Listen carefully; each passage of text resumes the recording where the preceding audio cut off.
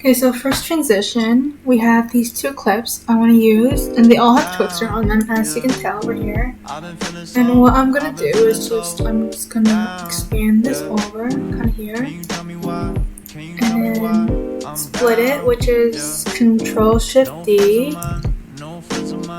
move it to the top of it,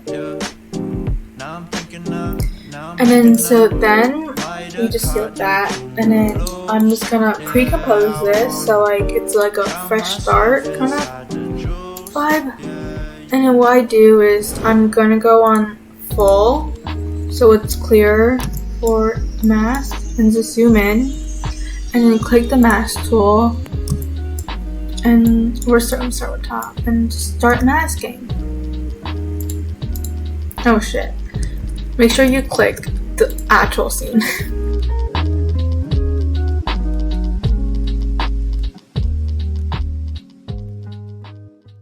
This kind of looks bad.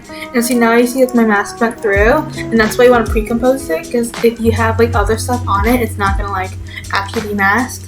I learned that the hard way, so we're helping you. I'm helping you. Okay, so now we're gonna copy this, which is Control-D, which duplicates it. Like, great copy. And what I like to do, the shortcut, just click M for mask, and just like hit that drop down button, and then we're gonna invert it.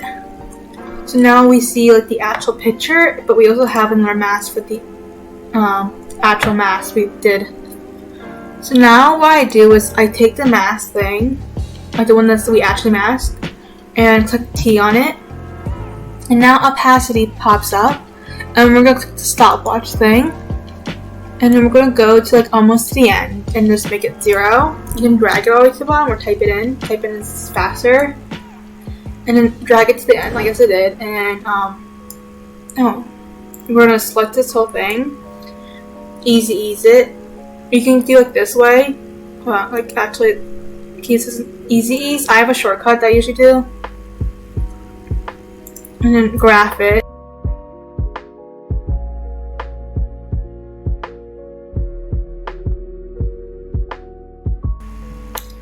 Now what I do is I take the top mask thing,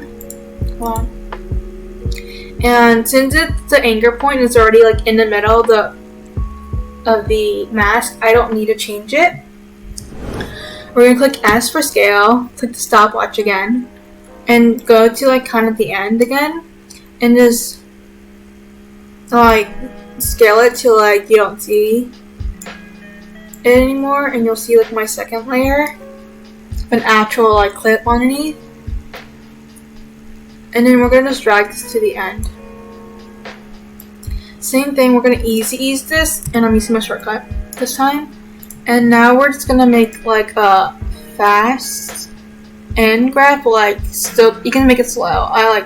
We're gonna make it like medium, I guess.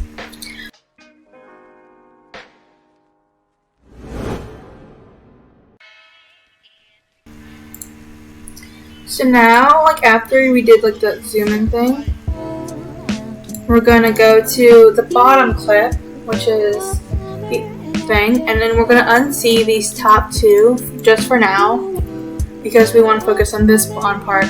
Now in effects and presets, we're gonna go to motion tile. It loads. You can double click it, you can drag it, either one works. And we're just gonna make the output 200. You can make it like smaller, like 150 or like 300. It's up to you. And now from there, we're gonna click S for scale again, click the stopwatch. But this time, we're gonna move this first keyframe to the end, because it's more convenient. And now we're just gonna move it back to like something kind of like, you don't have to copy my exact thing, but like just like make it like that, kind of. Ease it, and now we're going to scroll all the way back down.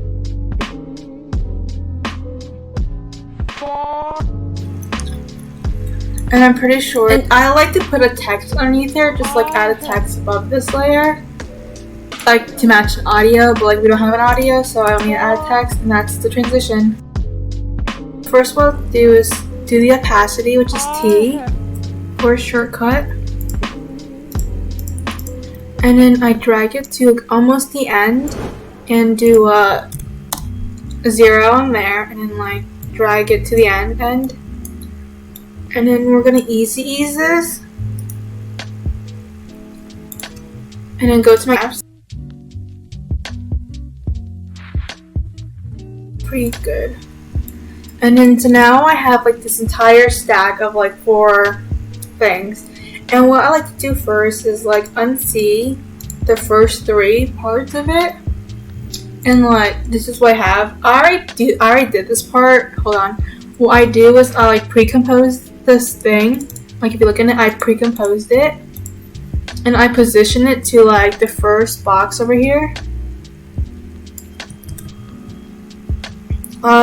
And then, okay, so for like this first thing, what I already did, because like I messed up my screen recording, whatever, but like I would like position this to like the first 2 boxes on here.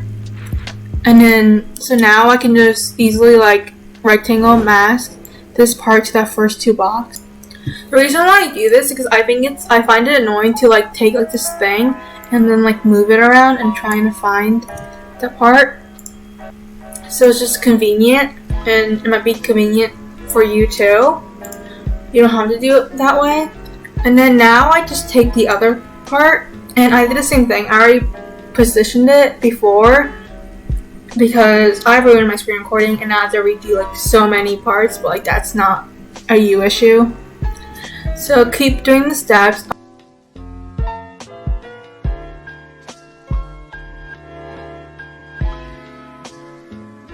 I'm gonna do a U so like all those things go away. And now what I'll do is I'll like to zoom in over here. Zoom in and like make, and then we go back to a thing. And then we're gonna click on this mask. Hope. And like double click on that mask. And now this thing pops up where like you can drag it, and so I usually just drag it to like around like there, I guess. And then we're taking the second layer, and the same thing, we're gonna double click on that mask and then make it go out a little bit.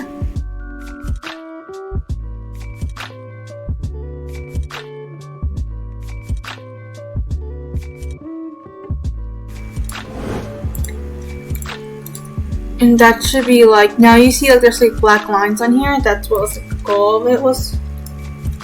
And now this is the part where like you actually do the whole thing. So we're gonna go to blur mode curves because I don't like fuck with speed graphs. So we're just gonna do blur mode curves on the first part, and then we're gonna do stopwatch on Shift Y. Okay, no, you need Sapphire, I think it's called, that like plugin for blur mode curves. If not, just do a position. It's gonna be the same thing, basically. So I like to do Shift Y and then like click U so I see like that my thing. Take the keyframe and just move it to the end. And in this part, I just like move it all the way up to where you can't really see anymore. And then now we're gonna ease this.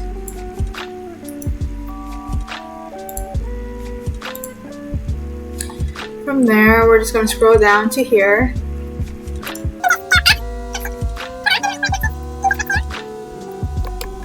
Okay, from there, I like just to like Control C it and just paste it on every single one of them.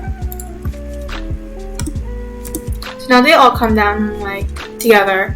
But what I like to do is I like to like change it up so like this part like comes out slower than the other one. Same with this one.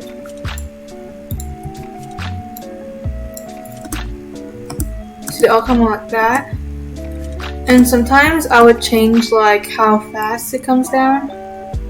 This one kind of goes like right there, and this one's like out more too. And now the second thing I like to do is we're gonna take this entire thing. We're gonna U it, and then we're gonna take this entire thing and pre-compose it. And then I zoom it in to like a good amount. And then what I do is I do position, and then I click the stopwatch on here. In the beginning, I move it to like kind of close to that like first clip, and then it goes, and then like at the end, kind of, I move it to that part, if that makes sense. And then it's like that.